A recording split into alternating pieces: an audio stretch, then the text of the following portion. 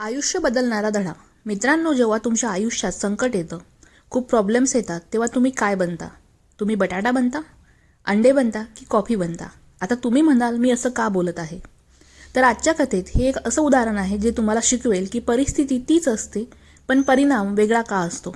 एका मुलीने वडिलांकडे तक्रार केली, बाबा, आयुष्य खूप कठीण आहे, एक संकट जात नाही तर दुसरं तेच येतं. वडिलांनी तिला समजवण्यासाठी किचनमध्ये नेलं. त्यांनी 3 पातेले घेतले आणि त्या 3 पातेल्यात त्यांनी पाणी उकळायला ठेवलं.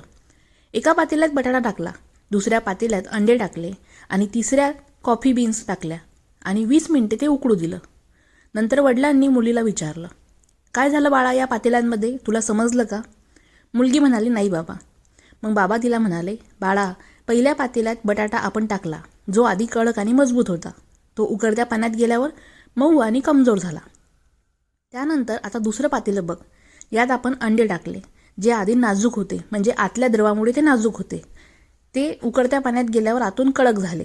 आणि आता तिसरं पातेलं बघ, यात आपण कॉफी टाकली, पण कॉफीने कमाल केली. तिने स्वतःला बदललं नाही, तर तिने त्या पाण्यालाच बदलून टाकलं आणि त्याला सुगंध दिला. यानंतर वडील म्हणाले, बाळा, यातून आपल्याला एक खूप छान अशी शिकवण मिळते, ती अशी की उकळते पाणी म्हणजे संकट. काही लोक संकटात बटाट्यासारखे तुटतात, म्हणजेच कमजोर होतात. काही लोक अंड्यासारखे निष्ठुर होतात, म्हणजेच कठोर होतात. पण जे लोक कॉफीसारखे असतात, ते संकटात रडत नाहीत, तर ते परिस्थिती बदलून टाकतात आणि त्यातही आनंद शोधतात. तर आता बाळा, तूच विचार कर की तू संकटाचा सामना कसा करशील.